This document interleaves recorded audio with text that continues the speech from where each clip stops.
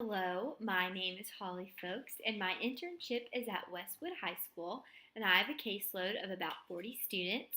My caseload are students that have some type of DSS involvement, whether that's foster care or family intervention services or some other type of involvement, and graduating seniors. And I'm going to talk about how the core competencies of social work apply to my internship. Competency one is to identify as a professional social worker and conduct oneself accordingly. And I do this by showing up to my internship on time and dressing in business casual. I've been mistaken as a student, so in order to get the respect that I need from teachers and administrators and students, I might have to dress a little more formal than, say, some other teachers or administrators that look older. To ensure that my students receive all of the services that school social work has to offer, I have familiarized myself with community partnerships that we have. We offer tutors, transportation, food boxes, and food bags. And each one of these services is offered to my students each time we meet.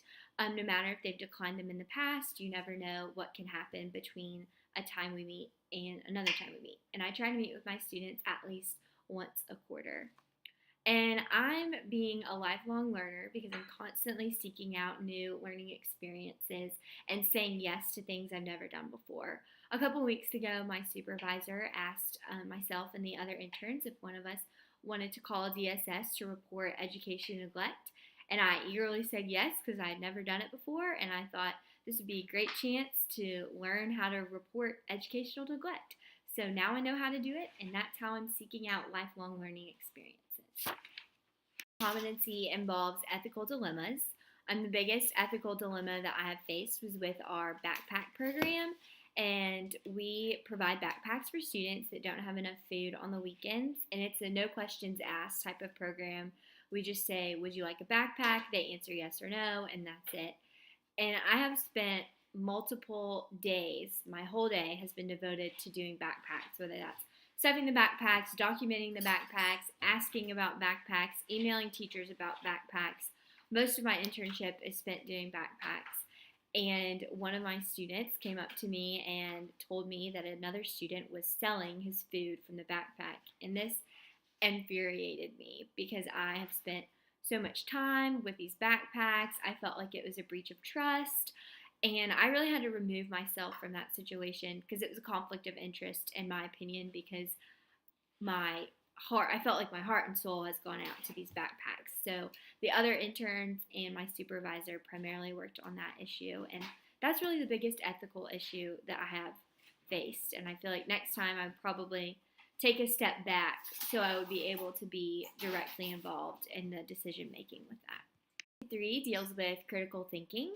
One morning I was logging students who had gotten snacks, and I noticed this one name kept on coming up. She had received a snack like every day for a week. And I checked to make sure she was on our backpack program, and she was.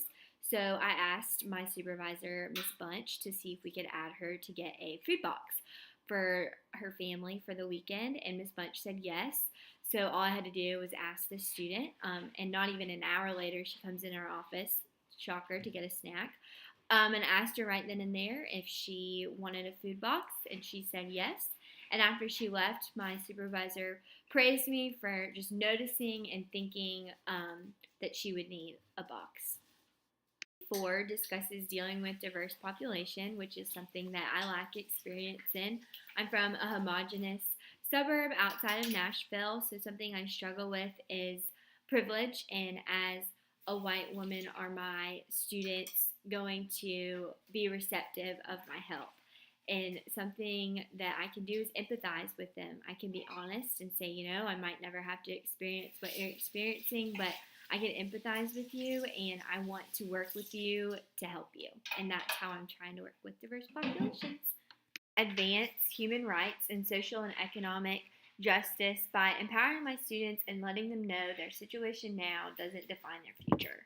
For example, I have a foster care student who really just doesn't let his family or living situation define how he's going to do in school. And we have talked together, and we think we are going to start a foster care support group next semester. So he's really using his situation to empower other students to know that they don't have to let being in foster care define how they're going to do in school or what they're going to do in the future.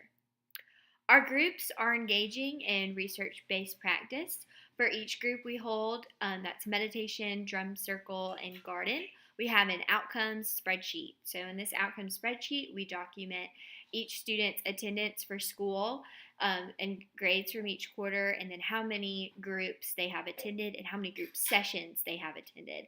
So we hope that this information shows that our groups improve attendance and academics. And although we can't publicly give this information to people, we'll have it for ourselves so we will know how to further improve groups in the future.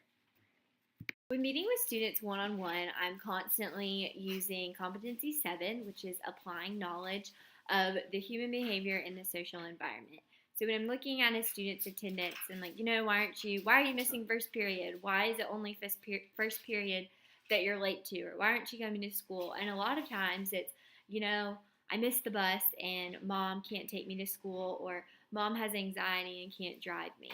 So their success in school is being directly related to their environment at home. So it's my job to say, all right, well, let's make a plan. Let's give you transportation. Let's come up with a way that you're not going to miss the bus. And so that's how I'm integrating my knowledge of the human behavior in the social environment. And to engage in policy practice to advance social and economic well-being and to deliver social work services, I'm working with the Learning Support Service team, and that consists of the social worker, the school psychologist, the school nurse, the director of special education, and the 4 school counselors. And all of us meet twice a month and discuss high-risk students and talk about different intervention plans we've used for those students, talk about different policies, really just working together and discussing different policies because each one of those team members have a specialization in something else. So really taking a holistic approach to make sure that our students are getting the best interventions and best services to make sure they're succeeding in school. Mine is responding to contexts that shape practice by being aware of outside issues. When I do meditation group, I typically have a group of 3 or 4 girls, and after we're done with our lesson, we just kind of talk about life. And I made it very clear to them that I'm young and that I was in high school not that long ago, and so I know how nasty girls can be and how bad social media can be sometimes, and just opening up me as a resource, knowing that they can come to me anytime when they feel like these outside pressures of the world are just too much for them to handle.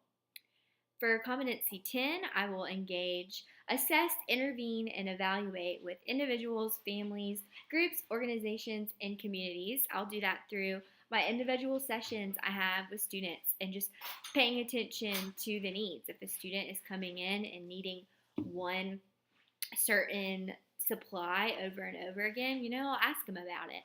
And just constantly asking, hey, do you need school supplies? Do you need hygiene supplies? Even if they're tired of me asking, just keeping on asking so I know what their needs are.